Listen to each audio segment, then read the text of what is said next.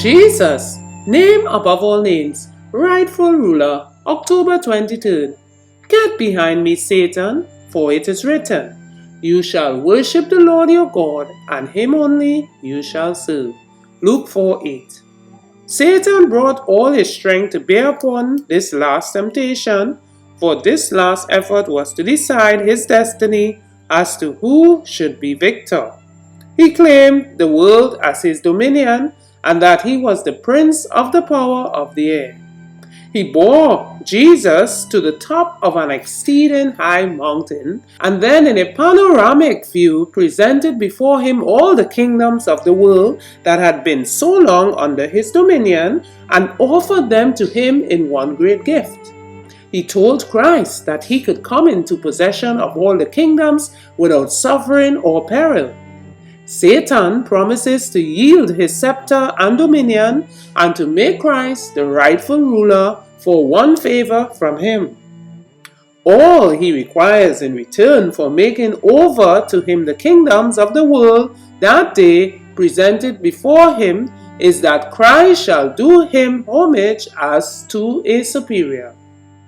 The eye of Jesus for a moment rested upon the glory presented before him, but he turned away and refused to look upon the entrancing spectacle. He would not endanger his steadfast integrity by dallying with the tempter.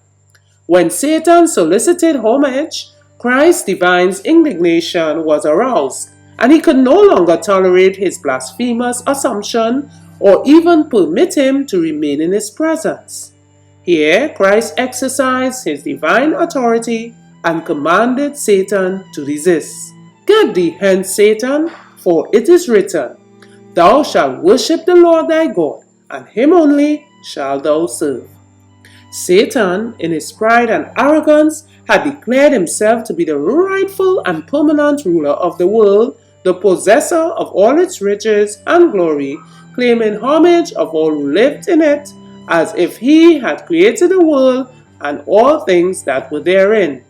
Said he to Christ, All this power will I give thee, and the glory of them, for that is delivered unto me, and to whomsoever I will, I give it.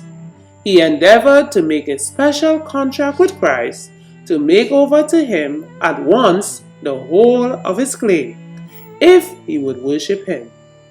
This insult to the Creator moved the indignation of the Son of God to rebuke and dismiss him. Confrontation 52 and 53. Further reflection. What will it be like when Jesus takes ownership of the earth made new, a perfect place where sin will never rise again? From Jesus, Name above all names, page 312.